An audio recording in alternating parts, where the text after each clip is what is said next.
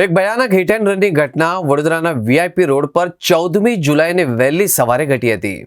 પૂરપાટ ઝડપે આવી રહેલી એક અજાણી કારે મોટરસાયકલ સવાર 3 મિત્રોને પાછળથી એટલી જોરદાર ટક્કર મારી કે બાઇક 100 મીટર દૂર સુધી ફંગોળાયું હતું। આ સમગ્ર ઘટના સીસીટીવી કેમેરામાં કેદ થઈ હતી। ટક્કર એટલી પ્રચંડ હતી કે બાઇક પર સવાર 3 યુવાનો રોડ પર ફંગોળાઈને જોરદાર પટકાયા હતા, જ્યારે તેમનું બાઇક ઘસડાતું 100 મીટર દૂર જઈને પડ્યું હતું। અકસ્માત સર્જાયા બાદ કાર ચાલક માનવતા ભૂલીને ઘાયલોની મદદ કરવાના બદલે ઘટના સ્થળેથી ગાડી લઈને ફરાર થયો હતો।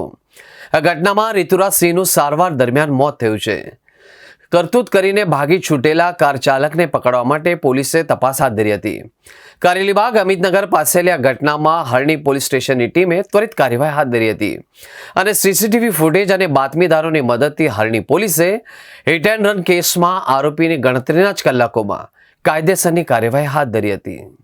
અમિતનગર રોડ ઉપર 4 વ્હીલ ગાડી જે નંબર વિનાની હતી તેણે 2 વ્હીલમાં 3 ચાલકો હતા તેને ટક્કર મારેલી અને હિટ એન્ડ રન કરી અને નાસી ગયેલો હતો। તેમાં સુજલભાઈ ચૌહાણ છે તેણે પોતાની ફરિયાદ આપેલી હતી અને 3 વ્યક્તિઓને હોસ્પિટલાઇઝ કરવામાં આવ્યા હતા।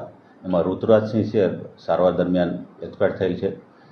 ગાડી ચાલકની હરણી પોલીસ સ્ટેશન દ્વારા સીસીટીવી સર્વેલન્સ અને અન્ય સોર્સિસથી તપાસ કરતા આ ગાડી ચાલક I-20 જેનો ચાલક છે હર્ષ મેડા, ઉંમર વર્ષ 21, તેઓને ગઈકાલે એરેસ્ટ કરવામાં આવેલ છે।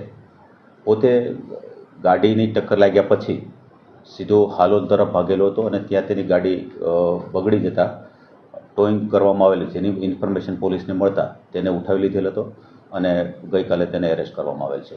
સર, કયા વિસ્તારમાં એ રહે છે અને ત્યાં એક્સિડન્ટ બાદ ક્યાં ફરાર થયો?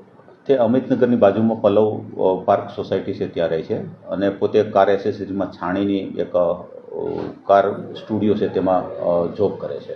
નશાની હાલતમાં હાલ નશો કરેલું જણાતું નથી, છતાં પણ અમે એનું વેરિફિકેશન કરવા માટે એનું બ્લડ સેમ્પલ લેવામાં આવ્યું છે, જે FSL ખાતે મોકલવામાં આવશે। એ સમયે રાત્રે ક્યાં ગયો હતો સર? પોતે એવું કહે છે પોતાના ઘરેથી પોતાના મધર આરોપીના છે એ હોસ્પિટલાઇઝ હતા, એટલે હોસ્પિટલ જતો હતો એવું પોતાનું કહેવાનું છે, છતાં પણ એ બાબતે એની પૂછપરછ અને તપાસ શરૂ છે। ગાડી એની પોતાની છે? ગાડી પોતાની છે પણ પોતાની પાસે લાયસન્સ નથી। નંબર રજિસ્ટ્રેશન છે પણ લગાડેલા નહોતા। એવું કીધું કે મેં થોડું કામ કર્યું હતું ત્યારે નંબર કાઢી નાખેલા હતા, બાદમાં લખેલો હતો। જે ગાડી કબજે કરેલ છે એ ડેમેજ થયેલી છે, તેમજ જે બ્લેક ફિલ્મ જે તે વખતે હતી તે પોતાની જાતે બ્લેક ફિલ્મ દૂર કરી દીધી છે। સર, એ પોતે ગાડી લઈને પછી તેથી ફરાર થઈને આવતો વડોદરા?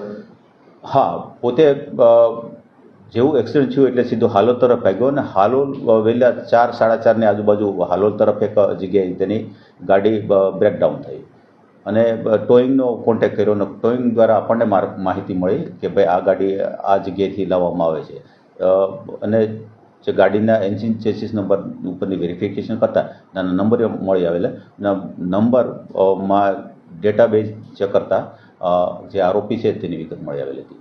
આપણે ધરપકડ કરી એની કે એક પોતે જ હાજર થઈ ગયો? ના, ધરપકડ કરવામાં આવી છે, એના ઘરેથી જ હતી। સાહેબ, કેટલાની સ્પીડમાં હતા?